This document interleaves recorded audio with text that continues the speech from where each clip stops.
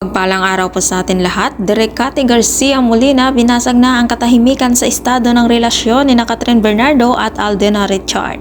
Nagbigay ng pahayag si Direk Cathy sa mga kumakalat tungkol sa relasyon ni Catherine Bernardo at Alden Richard.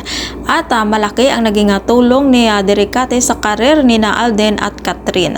Si Direk Cathy ang direktor ng kauna-unahang pelikula na pinagbidahan ni Catherine Bernardo at Alden Richard under cinema na ang Hello Love Goodbye na kumita sa takilya ng 840 million noong 2019.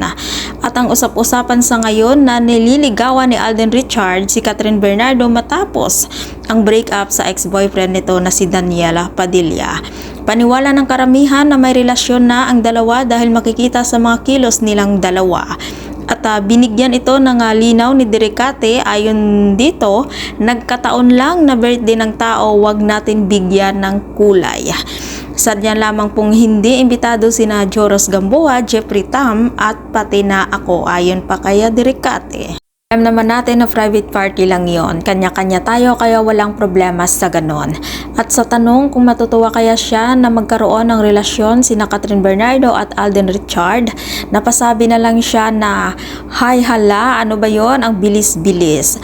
Hindi po ibig sabihin na magkasama lang nagkakaligawan na po.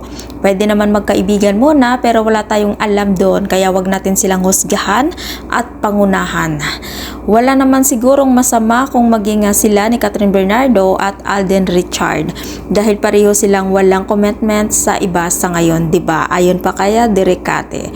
At payo ni Direk Cathy kaya Catherine, oo pero gusto ko sana muna magpahinga ang puso ni Catherine para mas open pag tumanggap ng bago kahit sino man yon.